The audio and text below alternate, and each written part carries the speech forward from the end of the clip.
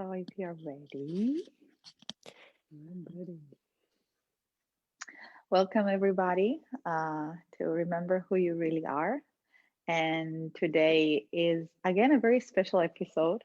We have with us two amazing School of the Heart teachers, two amazing people, two wonderful women.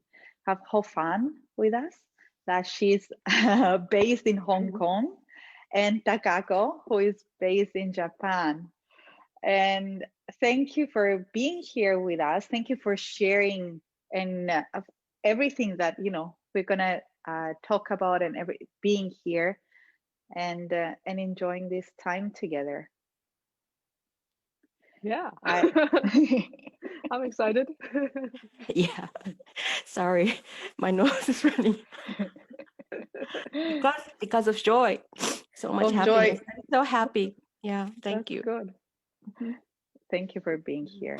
And you, both of you, have been instrumental in the School of the Heart growing, right? In your communities, in the areas where you are. I mean, Hofan in Hong Kong, Takako in Japan.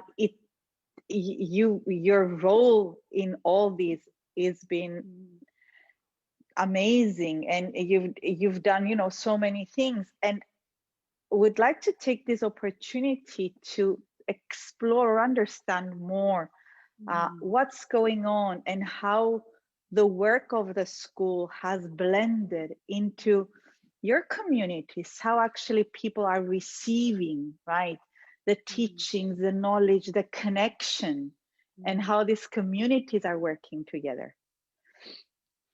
And I think I'm going to start with Hofan. Sure. And if you want to tell us more, right, of how this is going, how do the people in Hong Kong are receiving the School of the Heart teachings? Our teachers in Hong Kong are now, I think we have 14 teachers in Hong Kong, which is amazing.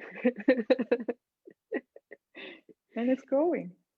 Yeah, well, first of all, I want to say how wonderful it is to talk with Takako, because we are usually the interpreters in online workshops, right? Right. Oh, finally, to hear her voice.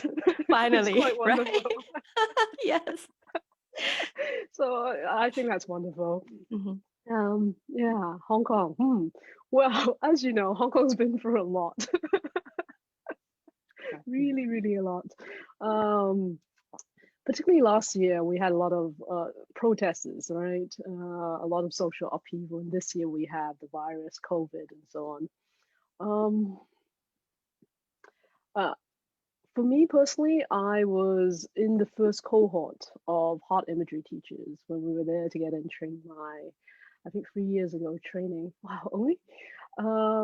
And so for a while, it was just me and Trudy. We had two teachers, right? And we were working hard, and I was doing my workshop. So it was just me for a long time. And then this year, I think last year we had the social protests, and I really had a big sense that we could really feel that people in Hong Kong, well, just I feel like I don't know how to describe it. I felt like the collective emotion was in a state of emotional collapse. It was really interesting. We very often in a community center, I host like weekly, I don't know, healing, hands-on healing. We invite guest teachers to share things around healing. And I remember those few months, people would just come and they would just want to sleep. Like they could not listen to any speakers. They could not do anything. It was just like, people just wanted to sleep, basically. So it was in this state of like emotional collapse. And I felt that heart imagery and just being in the heart was a really helpful way, I think, for people to stabilize themselves. And there were a lot of people who were not particularly, how do I say, they wanted to do something, but they didn't want to participate in the protest, nor did they want to be to stand on either side, but they wanted to do something. And so collective meditation was one way they felt like they were helping the field and helping the community without, taking sides in the conflict. And so, they were people who had great unconditional love and wanted to just help everyone, right? And so I felt like this was a really good way for people to be able to feel they were participating and wanting to do something because there was so much suffering, and yet at the same time, not contributing to the duality of the situation. So yeah, I started at one point. I said, okay, remember we have the stop and breathe exercise where every day for 3 times a day you just stop and you breathe. So I thought, well, let's do it every 3 hours. So I tried doing Facebook Live every 3 hours, and it completely wiped me out because it was too much. But I was really gung ho at that point. And so at some point I felt, okay, I have to go on my flow. I need to take a break. But I think it started something because it was just very, very simple. And then it was just like, okay, every 3 hours we'll just get together and stabilize ourselves. And so, yeah, from then on, I felt like people had an outlet. People got to know the School of the Heart a little bit more. And then when we went to this year, when the School of Heart started offering teacher training, a lot of my students, they felt like, okay, we want to be heart imagery teachers too. And so little by little, the community's grown. It's never been very big, I feel like, but the people who are at the center of it are very dedicated. So we've had Thomas, for example, he's been to like 8 or 9 cleaning the past heart imagery workshops. Yeah, we have students who come back often, and we make it easy for students to come back and participate. We have a lot of gatherings in between our big retreats, and we often invite students to come back, to alumni to come back to the introductory evenings or sometimes the retreats. And it's very helpful because once we have a group of people who hold the field, it's not just me holding the field, and new people feel it very quickly, right? They can experience this very, very quickly. And so I feel like the kind of people who are attracted by this have shifted really, partly because I feel like I have more videos out. So people who come to me have already done some meditation before they actually decide to commit to coming to a retreat. And so I feel like in general, in the retreats, we're able to go a lot deeper, a lot faster. Our retreat model also has evolved. Our 2-day workshops, very often we pick a place near nature. For example, cleaning the past, we go next to a waterfall and we actually do the Tibetan cleaning the past. And we found for Hong Kong people, I think, just stepping back and going back to nature is a commitment because you have to go out, and it's very good for them, I feel like. So yeah, that's how we're working things over here in Hong Kong. Yeah, now the teachers are stepping out on their own, and it's beautiful. It's really beautiful. And I feel like there is no sense of competition because I really believe, each teacher has their own frequency and they attract people who are right for that, for them, right? And so we're looking to see how we can help each of the teachers, really shine in their own energy. So we did an interview series where we featured different teachers, talking, for example, Joe talked about her theater, Thomas talked about his art. And so each teacher, Atonga talked about connecting with the moon because she holds moon parties. So yeah, different teachers, each, sharing what they're excited about. Kind of like this program, I guess, right? And just letting each person shine and supporting them in whatever way we can. Yeah. So that's Hong Kong, really. That's beautiful. And I think it's so important, right? Especially with whatever is going on today and how communities coming together closer, being over the polarity of situations, of the different things that are happening, and staying together, finding ways to, if you want, like it's like a revolution, right? Like putting out there what is inside without being partisan, without the need to participate in any polarized thing that's going on. And Japan is also growing. I mean, Japan, I have to say, the school in Japan, we have today 20 teachers in Japan. And and every time it's been growing, and it's so wonderful. And Takako was there from our, our first, like you, our first teacher training in Hong Kong. Takako was there, the first teacher training we had in Japan when we visited Japan. And I want to take your intake into, how the Japanese people are resonating with these teachings, how the teachers in Japan are expanding and sharing. Yeah. Yes. Yes. Um, I thank you very much for this opportunity, and I need to speak slow because I am so moved to moved, and um, before this, I asked many of my fellow teachers in Japan how they felt now, how they are feeling after doing the training and the workshop and the training. And each of them gave me some very personal answers. And they um, all, a lot of things that were in common among them was that it was very, um, they were so glad to know the way to go into their heart and to be able to remember that all of us came from one source. We are all connected in the heart, and we all come from the same origin, which is the God and the heart, and we are connected there. And another thing that many of them told me is that a part of a part of them, I mean, a part of me knows about that, and then the other part of me is living our daily lives, and then we get lost, and we go back so easily into the brain. But and some part of me kind of blames ourselves for not being able to be in the heart. But then there's the trick. You don't have to try, you just need to remember that's how we are actually. And and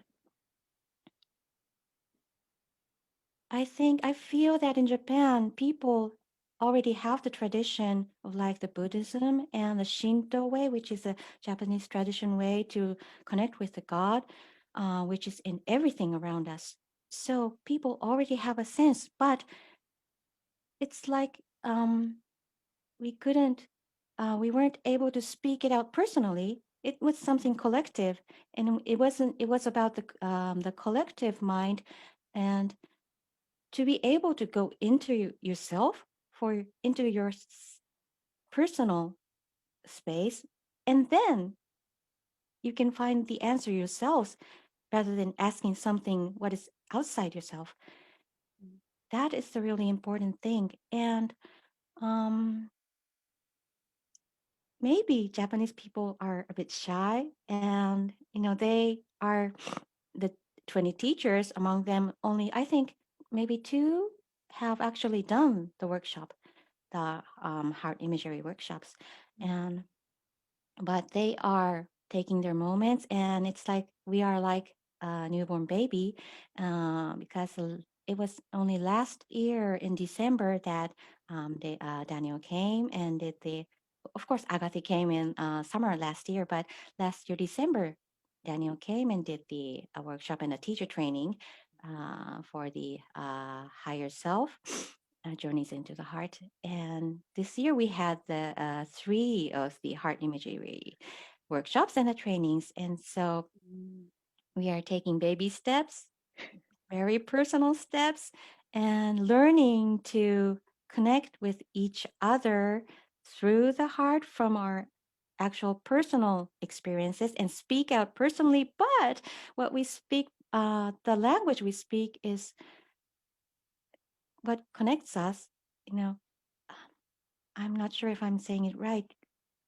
Being personal takes real courage to speak from what we actually feel, but that is what actually connects us, right? And I think that's the beautiful part. And when I did some sessions myself with my people around me, they actually really resonated very much and very well with this, the heart, and it was very natural. So my, the reason why I am so moved right now is that, mm, Japan is an island, and people. So it's not very often that we see people, non-Japanese people around us.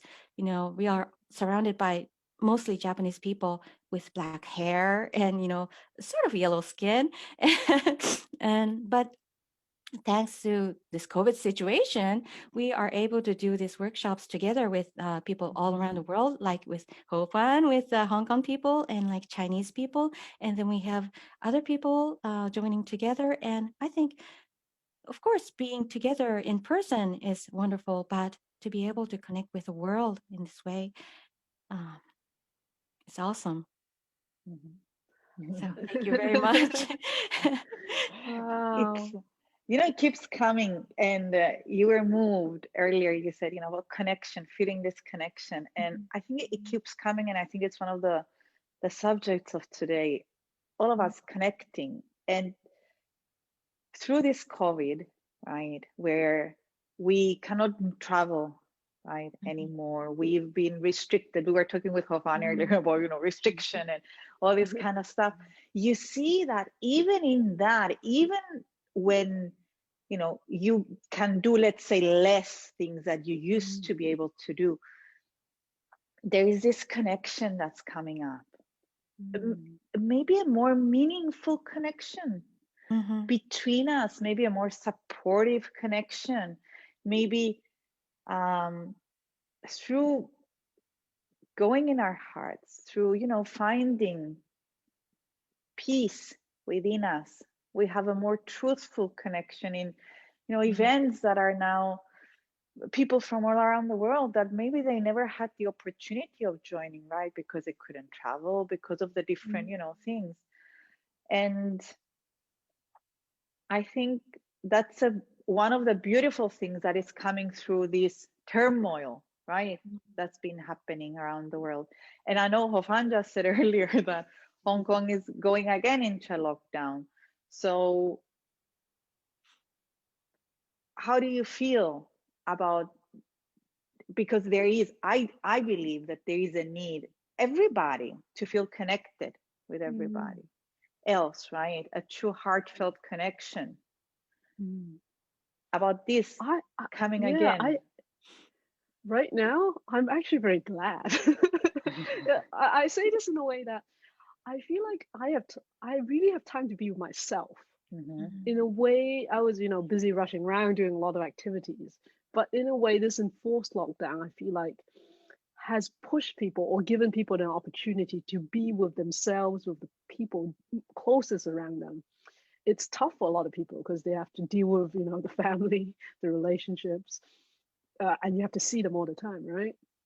But I feel like it's really pushed a lot of people to really be with themselves. And I really liked what Takako, when Takako was speaking, I actually had an image of a flower. Maybe you have lots of flowers behind you. But when you talked about, the Japanese are really taking their time, I really feel this work has to work from center outwards.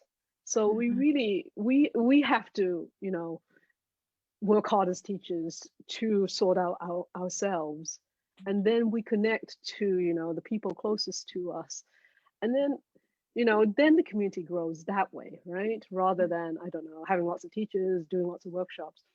We really have to start with ourselves, like as you said, the individual really. So I really feel like the lockdowns, I don't know, given me an opportunity to really work hard on myself.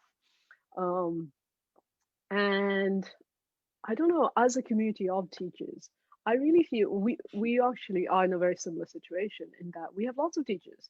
Not all of them are ready to teach yet, right? And I say, well, it's okay. It's really okay. Everyone has their own timing, and just like you don't pull out the flower all you do is, Mm. you give it water, you give it sun, and then at the right time it'll blossom, right? And I feel like it's about being compassionate with yourself. Like, okay, well, what's right for me now? And I feel like the lockdown has made things more intentional. And just because it's a change and people need to make decisions about how do I spend my time, right? Yeah, so I feel like in a way I'm like, oh yay, lockdown.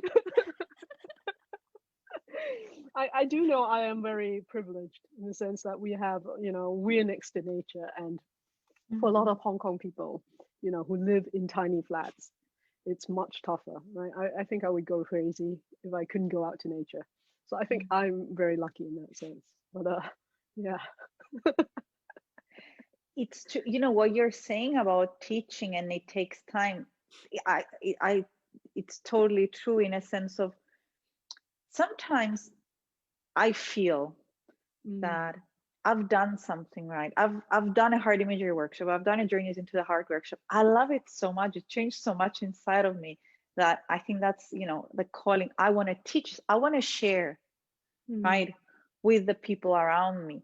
However, it takes a lot of inner work to be mm, able, I think, to feel ready that I can mm, pass the feeling or the sensation mhm, that I had as a student, right, mm, to my students.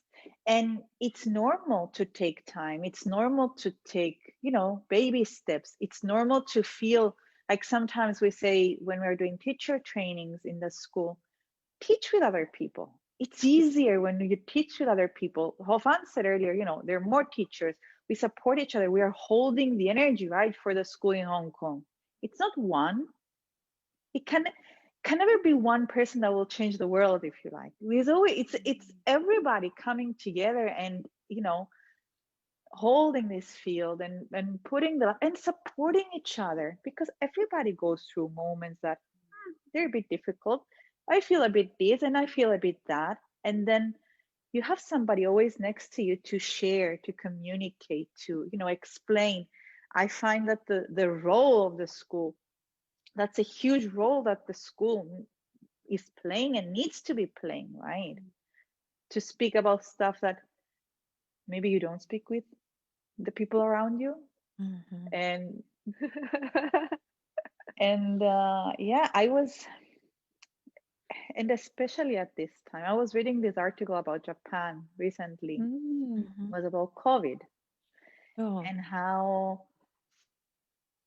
suicide rate in Japan is higher than people that have died right. from COVID. And I thought it was shocking. I thought that, the impact, how people are feeling, right? Mhm. How can we support people that are not feeling well? How can we, tell them that we are here, Yeah. Right. Absolutely. Yeah. The other day you were talking about. I think you were talking about what matters. It's not about the virus. It's about the fear inside us that is, mm, reacting to the situation, and that's causing the damage. And people without fear is okay, but it's been revealed so much that people were living with so much fear and under pressure, and that's coming out right now in Japan because there's not much of actual virus incidents. And I it's this feeling, but I feel that people are so tired of logic, mm, information, and we need more feeling, more feminine mm. energy Mhm. to be relaxed and to trust Yeah. our feelings. Yeah. So,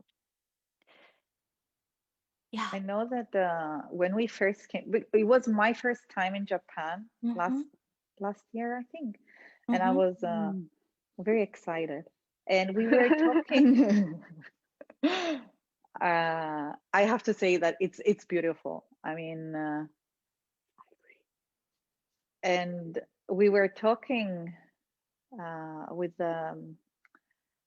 with the director of an editing of a publishing house, Oh yeah. and he was telling us, because there is a huge group of Japanese people that know Drumvalo, right? Mm-hmm. And they have been following him for many, many years. And it's one of the things that I'm always impressed when it comes to Japan, that people are, you know, loyal, if you like. They start something and they're there and they're doing it and they're doing it and they're doing it. So Drumvalo, I think last time he was in Japan was maybe more than 10 years ago. He stopped Mm-hmm. traveling. I think it's more, maybe it's 15. So in one of his journeys, they created a medicine circle, right? Mm-hmm. In outside of Tokyo. I don't remember where it was. And the director of the publishing house was telling us that even today, there are people that go to that place where they created the medicine, circle, and they're, going there to feel the energy to. Wow.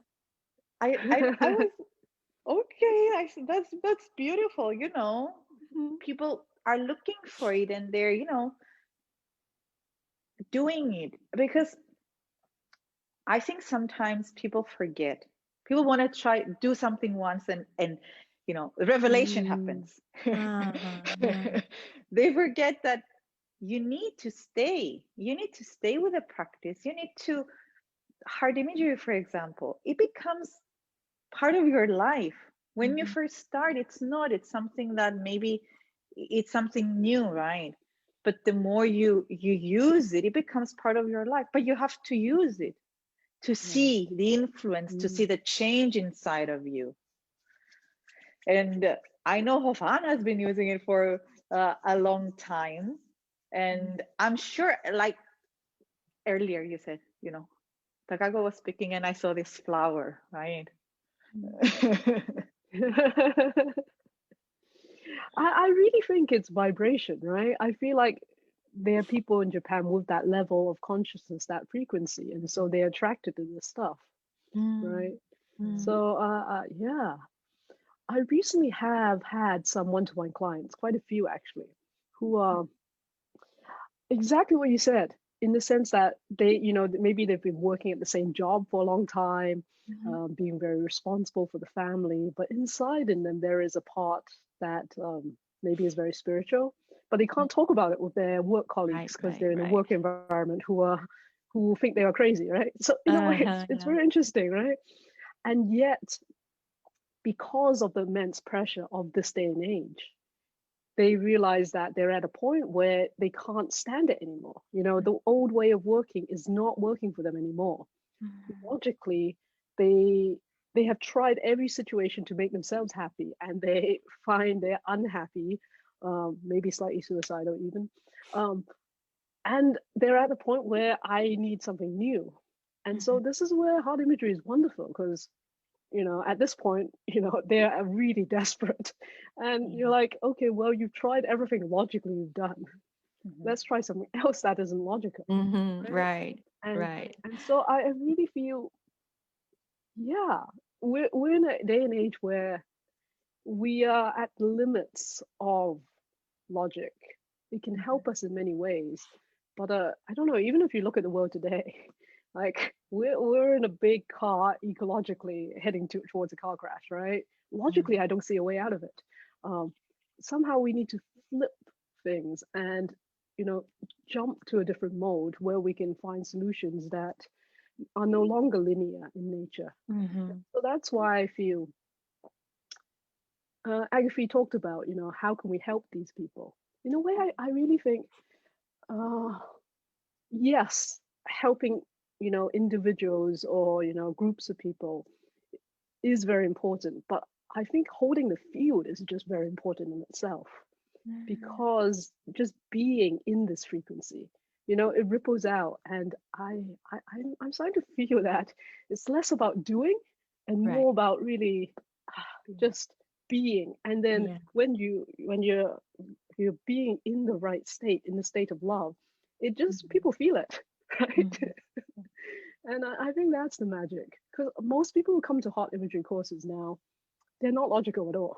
They're like, I saw Daniel's face, so I saw your face, so I don't know why I came. Yeah. And It's a I feel that calling, is the isn't it? nature of the School of the Heart, right? It really Mhm. is a calling. So yeah, I feel so we've pretty much given up on like very logical marketing. So now it's irrational. Because we interview people, they're like, I'm like, did you read the description? They're like, no. And I say, well, we should put it there anyway, but I don't know. Seriously, it's quite funny. True. It's so true. And it's funny, the school, I think the last year that everything is happening, the school is now in 32 countries. So there are teachers of the school in 32 countries of this world in 19 languages. Sometimes you wonder, how can we, all these people be connected in one, and we are. And more and more people coming to the school, to this teaching, back to the heart. I think that's the pull today. That's the calling. You've tried so many things in your life.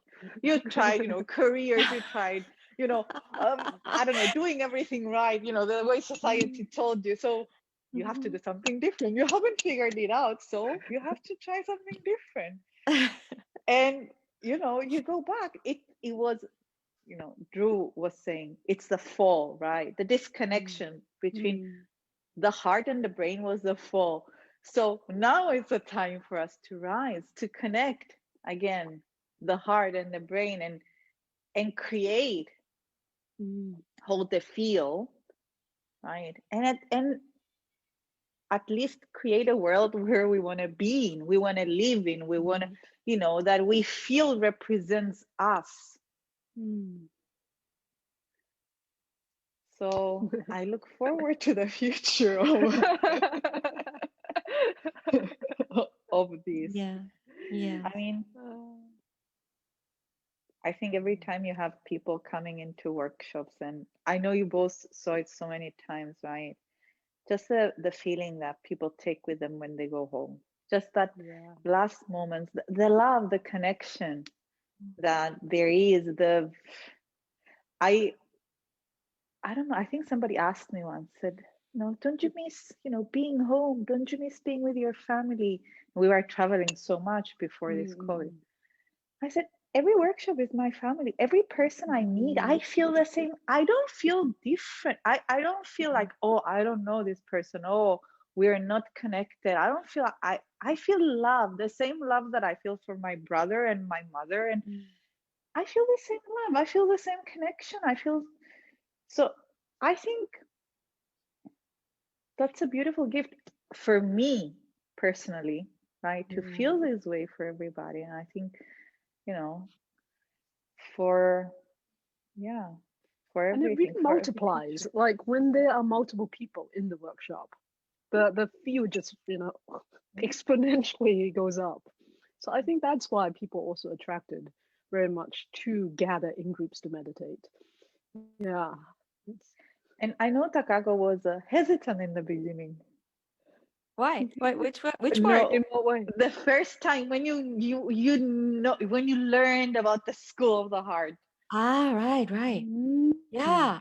I mean, last year in summer. Last year in the summer. You Of see, course. it was so, not so long ago, but it feels so far away. Right. Right.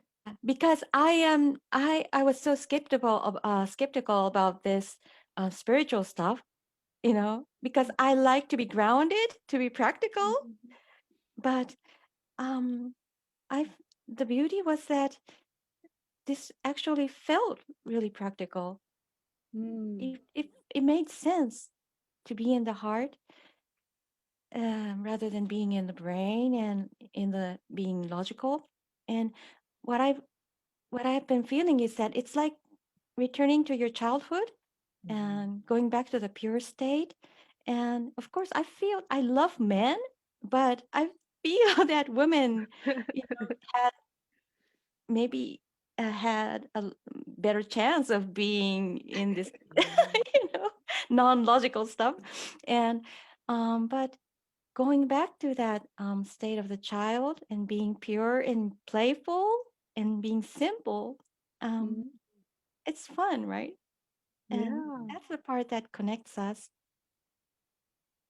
Um, yeah, I I was just thinking what you said, it's practical, but in a weird way, it's not really explainable.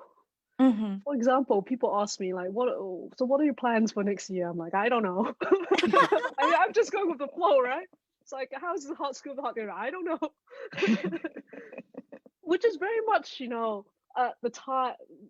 This era is a I don't know era because so many things are Right.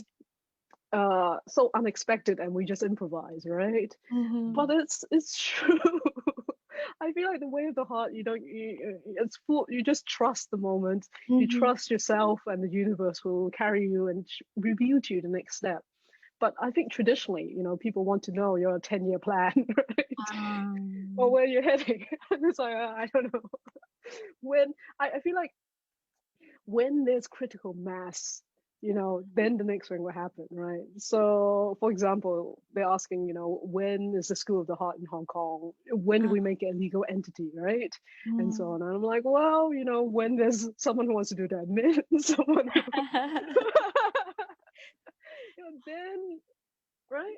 So I feel like when the moment comes, it'll come. And the nice thing is, we're wondering, for example, I was very excited about the Flower of the Heart card, right? So I was like, oh, uh, I'm gonna order some. Anyone want any? Right? And then 40 people, 40 alumni said, I oh, want one. oh, I'm like, great. Now I have to post this or like get these to people. And I thought, well, it's nice. It's a nice idea, but I don't want to spend my life doing this. So I'm like, wouldn't it be nice if someone popped up and wanted to do this, right? And maybe earn a little money for the transaction of posting it to making sure everyone. And then someone popped up, right? And I was like, yay! I was like, when sometimes maybe this is what we talk about heart creation. It's like, what if, and then bling, Mhm. it happens, right? It's there. Yeah.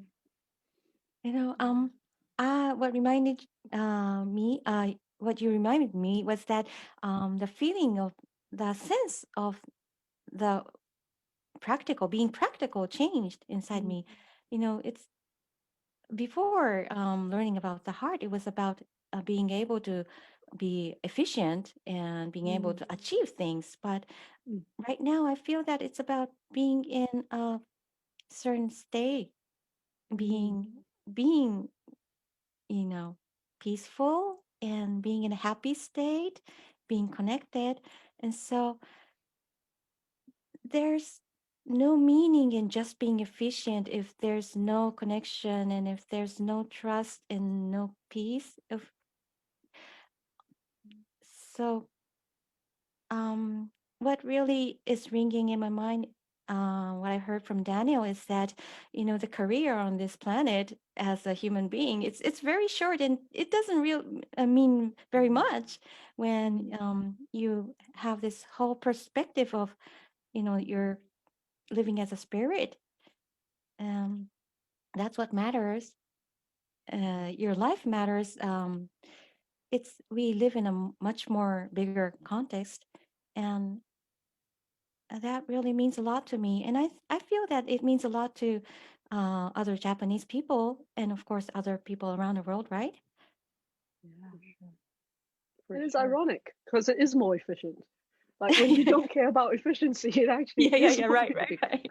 I mean, like any organization, you want to build it on trust, right? Mhm. And participation and so on.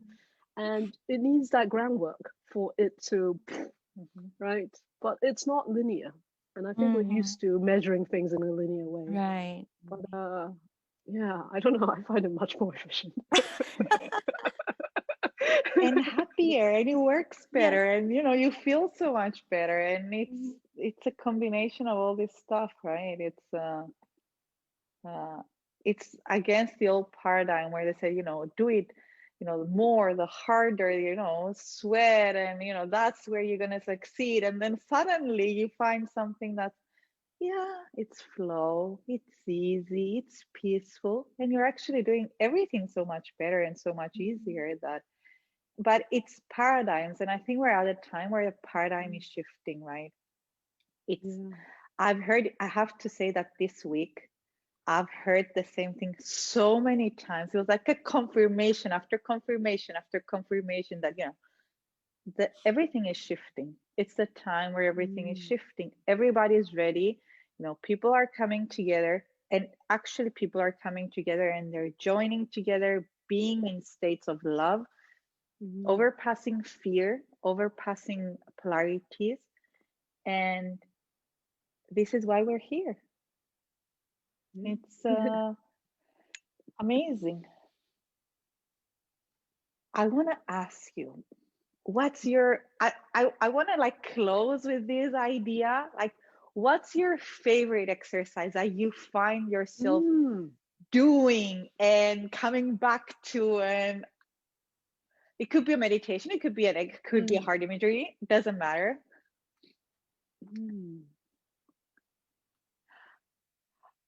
I go through phases. Right now, what I'm doing a lot is the Tibetan cleaning the past. Because this month with lockdown, I'm like, I'm just going to clean everything. And I realize as a teacher, because people go out to the waterfall, I'm often, just holding the field, but I'm actually not cleaning my past, which would be irresponsible because you don't want your teacher like processing, right? So I realized that I've led, I don't know, maybe over 10 retreats or whatever, right? But I don't know, I actually don't. The other meditations I get to lead and experience, but this one I don't, because it's so personal. So I'm like, okay, this month I really want to clean the past. And so this is my current flavor. And together with that is the waterfall, because I really feel like, okay, that's really helpful. Yeah. What's your Well, favorite? for me, I really need to be bold to tell the truth because my favorite is to improvise. Favorite is to go into the heart and then meet my higher self there and then ask to play with me. And so I actually go with a question, but then what comes out is so fun, and it's nothing that's actually, well, it's sometimes related with the existing exercises, but what actually happens is really creative, and the sense of being creative is actually what I enjoy most. Very nice. That I is think such a for hard me, answer. yeah,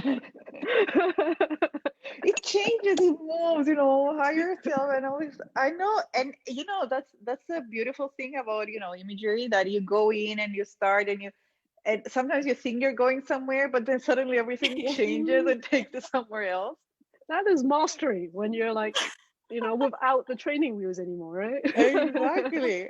So yes, the message I really wanted, feel that the Japanese people really need to hear, and maybe other people around the world, is that people keep doubting what pops up, whether maybe this is something my mind is doing, I am just making this up, this is something just happening in my imagination, but actually those things matter, right? In heart imagery. And so because Japanese people especially takes things very seriously, they feel that they have to stick to some kind of a route. Like if this exercise is made this way, then we have to follow this exactly as it is written. But I feel that what actually happens is something more in the moment, something that happens spontaneously. And it would be really reassuring for the people to know that it's okay to go astray. Yes, Yeah. it's Trust okay to play. yourself, Yeah. right? Yeah. No, I really, we also have this too in Hong Kong, because Mhm. people, they're like, am I using my brain or am I using the heart? So we check, as teachers, we check the frequency. Okay, actually, I can feel you in your heart, right? So they feel like they have a confirmation and they know that, okay, this is the feeling I'm getting. But I remember when I was in Chiang Mai, you remember that exercise where we're holding hands? And then I happened to be next to Daniel. So he was the side. So we would send love this way around the circle. And then we'd send love this way around the circle. And when we did it this way, my brain just went blank, totally blank, because Daniel's energy was just like, vroom, like no more beta waves.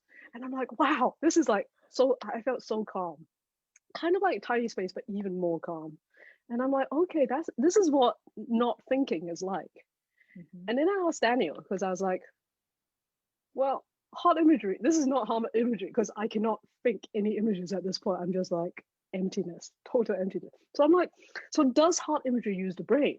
Because if there's no brain wave, like there's no thinking, I'm in a state of emptiness. And this is not, as I understand the imagery. And he explained that, yes, there is, definitely thought involved, right? And intention involved with an image, right? So I'm like, oh, okay. So it's not like we're doing heart imagery and there's no brain at all. It's actually a combination of like heart and brain working together. So now I tell people the story and they're like, oh, okay, it's okay to use my brain.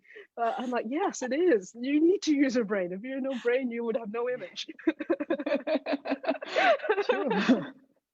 And the more you do it, like sometimes I tell people, even if it's your imagination, right? If it's just, it's okay, just let it go, just go with it. And there will come a point where the image, the vibration of the image changes, right? So you feel the image differently. So if you don't allow yourself to go through the journey of arriving there, you always question, am I doing it right? Is this from here? Is this from there? But if you allow yourself just to go into the whole process, then you will feel the difference. I mean, it's there, right? It's just about letting go and trusting yourself that it's okay. Yes, and it's a spectrum. It's like how many percentage brain and how much percentage, it's and it's like, okay, well, at some point it will take over, like Takako's images, and the teacher will be saying an exercise and you'll be exploding with other images, and that's also an experience. So it's different gradations. And so if you stop and judge it, am I using how much, then that definitely is brain frequency. So it's not helpful. Can I talk about something really interesting that happened? Yeah. About the brain? While we are translating, we are of course using the brain, right? Yes. And then, I remember about this exercise where it was about the having the sun come towards you, and then with the sun energy in front of you, we take out each of our organs and then put it inside the light, the sunlight, and then clean it and then put it back inside ourselves again. But I felt, oh my God, I'm not sure if I can do this, but because I was translating and I was so sure that I was using my brain. And then what would happen when I take out my brain and put it into the sun? And what happened with idea. Yeah, I knew it was going to happen. I knew it was going to be okay. But what actually happened was that when I took out the brain, I lost track of everything. But I knew I was still translating, but I don't remember anything. I took the brain out and then put it into the sunlight and then put it back again. I came back to myself. Oh my God. And I knew I was still translating, but I don't remember anything about that. So you can translate without a brain. My brain would do it automatically. Yes. That's when I think it's a kind of channeling in a way. It's almost like my brain just has enough to supply the words for it. It becomes one of the beautiful things that when it becomes mechanical, right? You don't need to think about it. It just happens. It's automatic. And then because there is that automation, you have all this space, right? That is empty. That the potential is infinite just because you don't block the whole space. So in that moment, you see it and the images are coming and you do all this kind of stuff. And at the same time, The automation is there, the movement is there, the words are there. You don't need to think, right? So it Mm. becomes even, more flowing. It's very nice. Yeah, it's but I understand what you mean. Like there are gradations of attachment or like the meanness translating, right? And then what you're describing is just like but It's, I think sometimes having a Hofan filter also helps people Mhm. because they can feel the human aspect of it. Oh, Otherwise, yeah. it's just like very. Mm, mhm. And it's important. I It's also, very important. yeah, and I also feel sometimes when my frequency is too high, it knocks a lot of people out, right? People go into delta mode, or like Ah, they not delta, they just like they lose consciousness of what is happening, but it's actually processing because they wake up. They're imagery trance. So sometimes, particularly like after lunch or something, I find myself I don't want to go as deep in my translation or my leading, so that people can feel a little more, experience a little more consciously. Yeah. Yeah, it's very fun.